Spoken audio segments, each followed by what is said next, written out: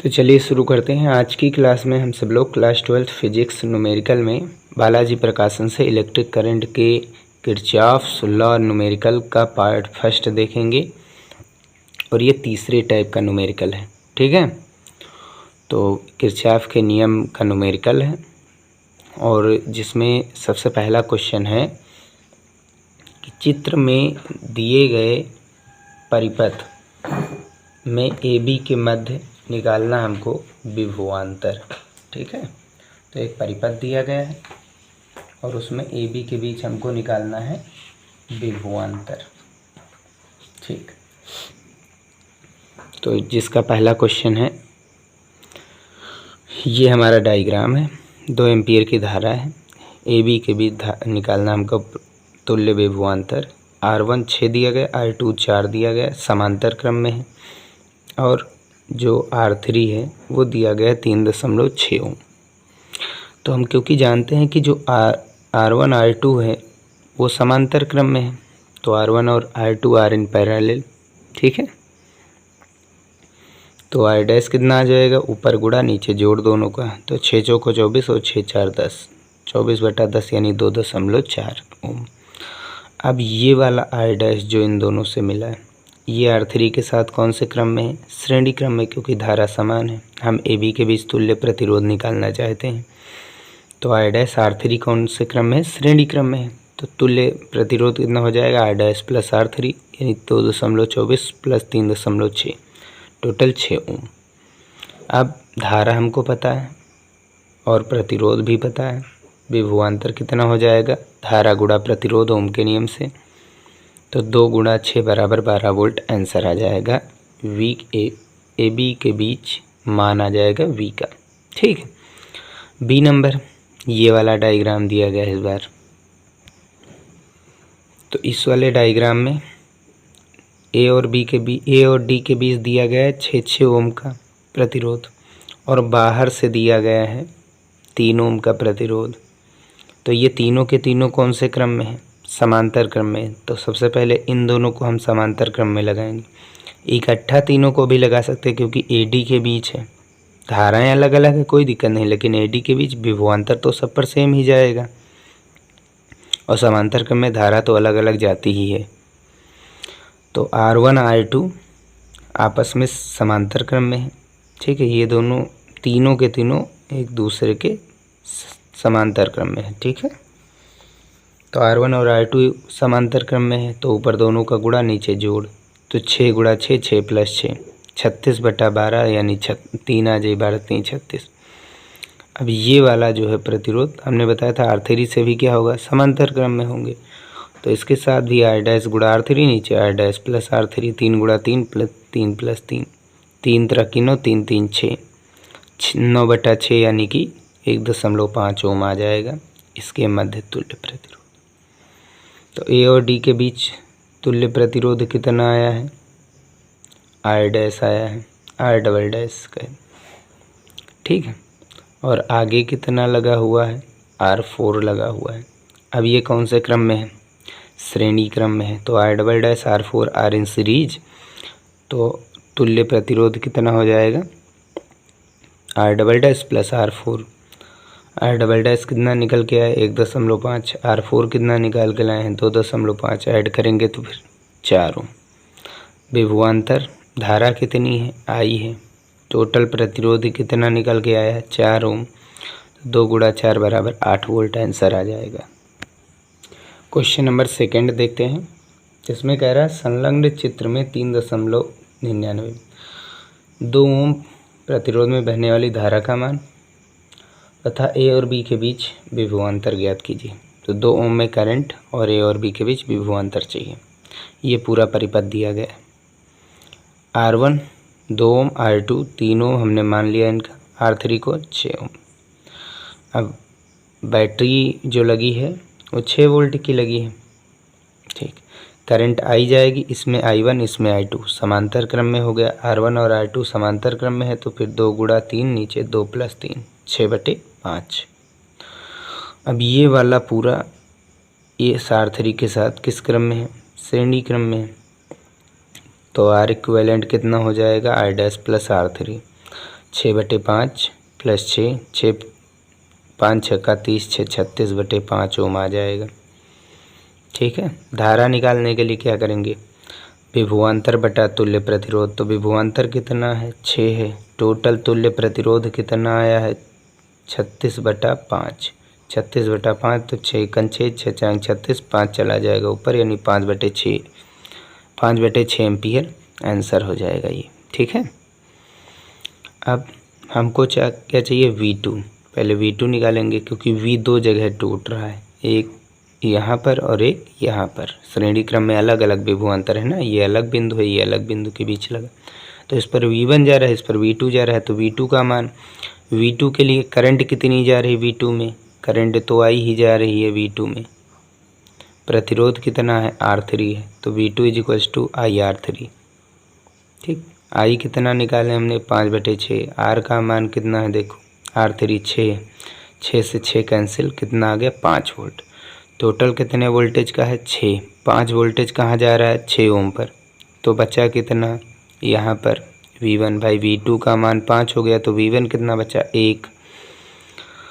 तो हम यहाँ से कह सकते हैं V = V1 + V2। V दो भागों में बट रहा है, V1 और V2 के। V2 कितना आया है, 5। घटाएंगे, ये V 6 दिया गया है, घटाएंगे V1 का मान 1 वोल्ट। अब V1 या VAB दोनों सेम ही है। ठीक है। तो V1 के लिए धारा कितनी है, देखो ऊपर हमको निकालना है, धारा ऊपर 2 ओम में ही तो हमको करंट चाहिए। तो V1 के लिए करंट कितनी है ऊपर, I1। प्रतिरोध कितना है, R1। तो V1 कितना आया है, 1। I1 हमको निकालना है, और R1 कितना दिया गया, 2। बटे में लाएंगे तो I1 का मान 1/2 यानी 0.5 एम्पियर बन जाएगा ये आंसर। A और B के बीच विभवांतर कितना आया, 1 वोल्ट का आया, और धारा कितनी आ रही, 2 एम्पियर में, 0.5। ये आंसर। क्वेश्चन नंबर 3 देखते हैं। कह रहा है, संलग्न चित्र में दिखाए गए परिपथ में बैटरी द्वारा स्थायी अवस्था में दी गई धारा की गणना कीजिए, संधारित्र पर आवेश भी ज्ञात कीजिए। तो ये हमारा डायग्राम बना हुआ है।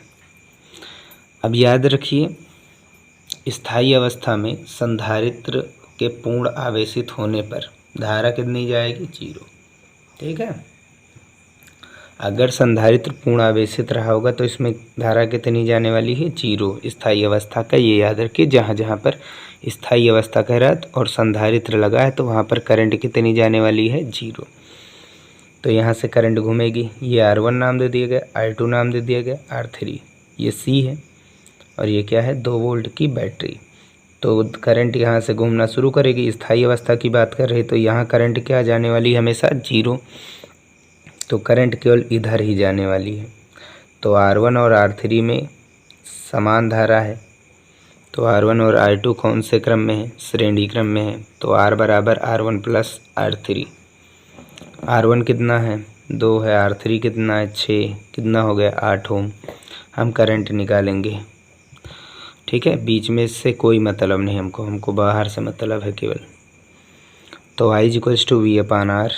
I का मान हमको चाहिए, V वोल्टेज कितना है, 2 वोल्ट का, R कितना है, 4। तो I = 1/4 मतलब 0.25 एम्पियर। ये बन जाएगा पहला आंसर। ठीक है। अब हमको निकालना है C पर कितना आवेश जा रहा है, कितना आवेश है। तो VAB = CAD। इनका CD नाम दे दिया गया, उसका AB नाम दे दिया गया। तो समांतर कौन से क्रम में है, सभी समांतर क्रम में है।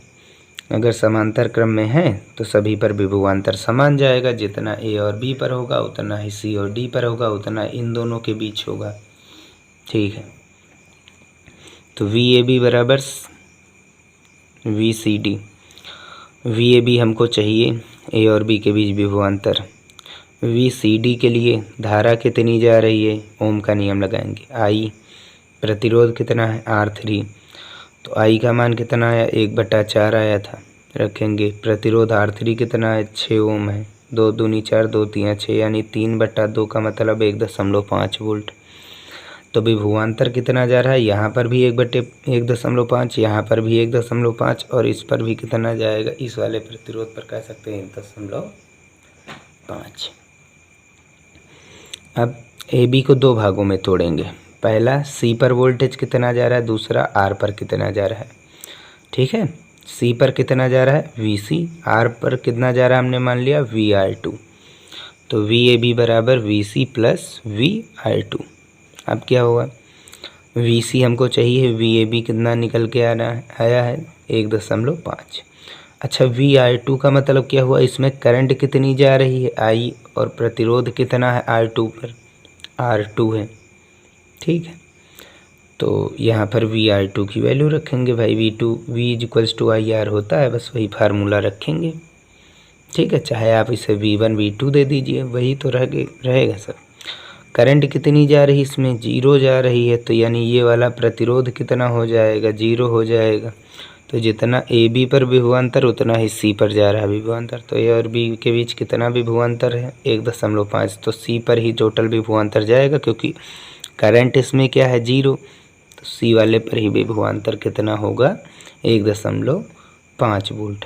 अब संधारित्र पर विभवांतर 1.5 वोल्ट है, तो आवेश क्यू बराबर सी भी पढ़ा है।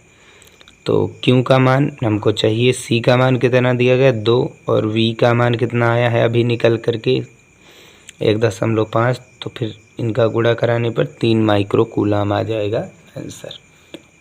ठीक है, क्वेश्चन नंबर 4 देखते हैं, इसमें क्या कह रहा है। तो क्वेश्चन नंबर 4 है, एक परिपथ दिया गया है, तो संलग्न चित्र में प्रदर्शित विद्युत परिपथ में अमीटर ए का पाठ्यांक क्या होगा यदि कुंजी के खुली हो, यदि कुंजी के बंद हो, और अमीटर का जो प्रतिरोध है वो नगण्य है। तो ये चित्र बना हुआ है, अमीटर यहाँ पर लगा हुआ है, ये कुंजी के लगी है। पहली बार में क्या है, के खुली है, दूसरी बार में बंद है। के खुली है अगर जो, तो करंट हमने मान लिया ये बैटरी है, प्लस टर्मिनल से धारा घूम रही है। आई को दो भागों में तोड़ा, इधर I2 इधर I1।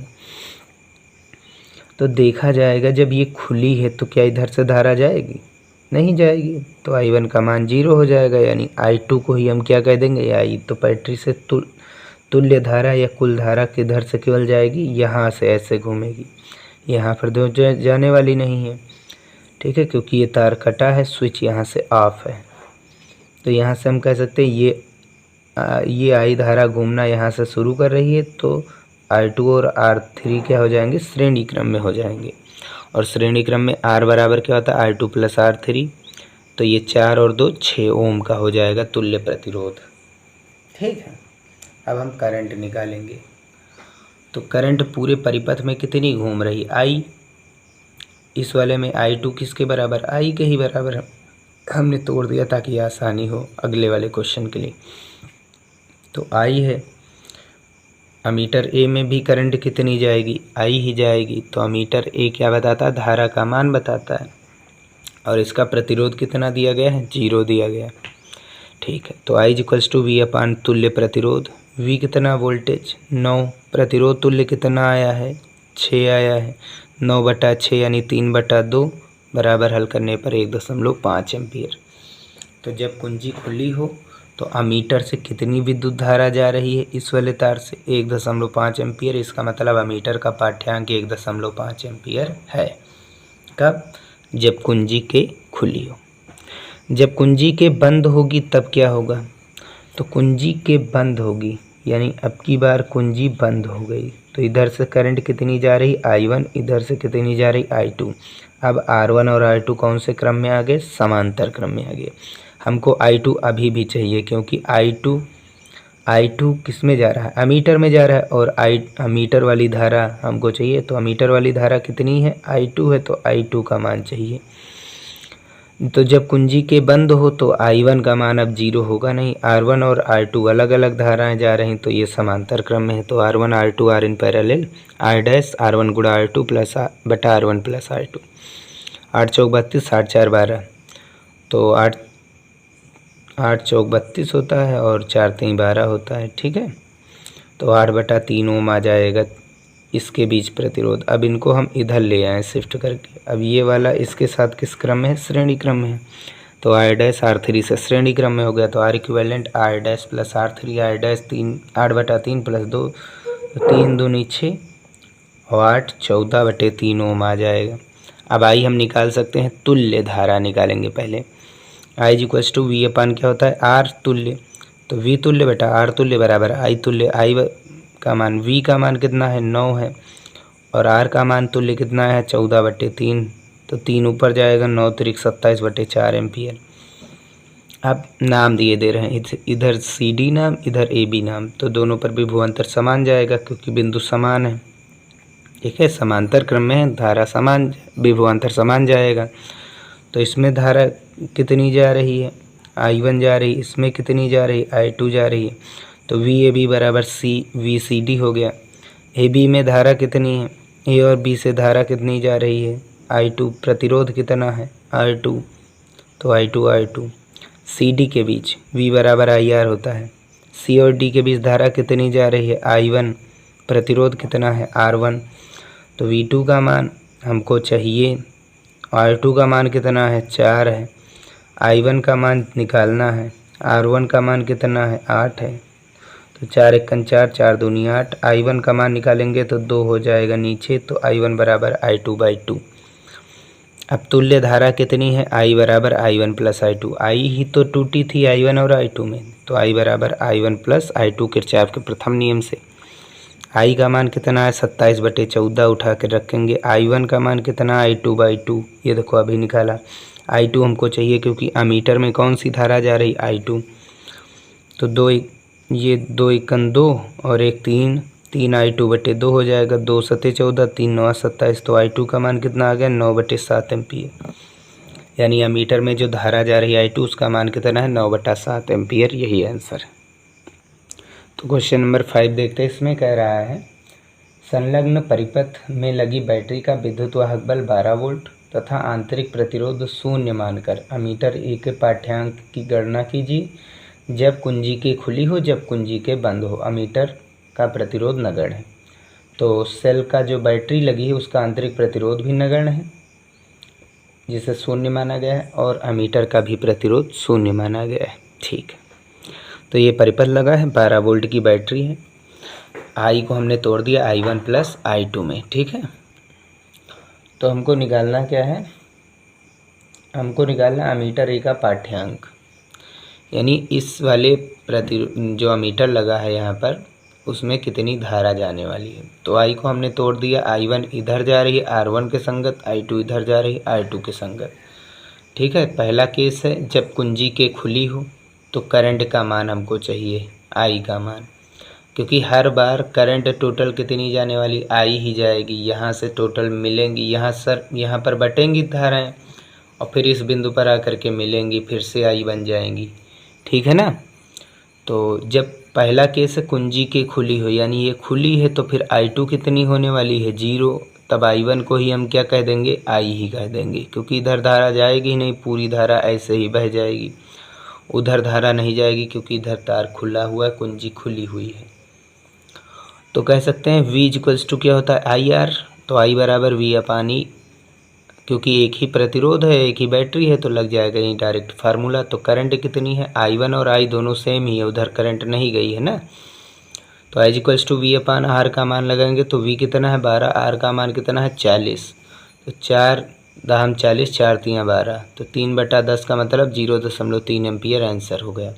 करंट अब मीटर में कितनी धारा जा रही, I ही तो जा रही है, और उस I का मान कितना आया है, उसका मान है 0.3 एम्पियर। यही बन जाएगा आंसर। इसका प्रतिरोध 0 दिया गया। आगे, जब के बंद हो, कुंजी के क्या हो, बंद हो। अब तो धारा इधर जाने वाली है, तो ये दोनों कौन से क्रम में आ जाएंगे, समांतर क्रम में आ जाएंगे। तो R1 और R2 समांतर क्रम में है, तो R इक्विवेलेंट R1 गुणा R2 बटे R1 प्लस R2। तो 4 गुणा 4, नीचे 4 प्लस 4, 1600 और नीचे 80, 0 से 0 कैंसिल, और 20 अट्ठे 200। ठीक है, तो ये बन जाएगा 20 ओम। तुल्य प्रतिरोध कितना हो गया 20 ओम। तो I इक्वल्स टू कितना हो जाएगा V/R। टोटल वोल्टेज कितना है, टोटल वोल्टेज है 12, और तुल्य प्रतिरोध कितना आया है 20। तो 12/20, यानी कि हम 2 से काटेंगे, 2 छंग 12, 2 दहम 20, 6/10 का मतलब 0.6 एम्पियर। तो अमीटर में कौन सी धारा जा रही है, आई जा रही है, उसका मान कितना आया 0.6 एम्पियर। यही बन जाएगा इसका आंसर। ठीक है, तो यहीं पर जो पार्ट फर्स्ट है, पार्ट फर्स्ट यहीं पर क्या होता है, इसका एंड होता है। ठीक है, तो पार्ट 1 यहीं पर एंड होता है। नेक्स्ट वीडियो में हम क्वेश्चन नंबर 6 जो कि पार्ट सेकंड होगा उसके क्वेश्चन को सॉल्व करेंगे।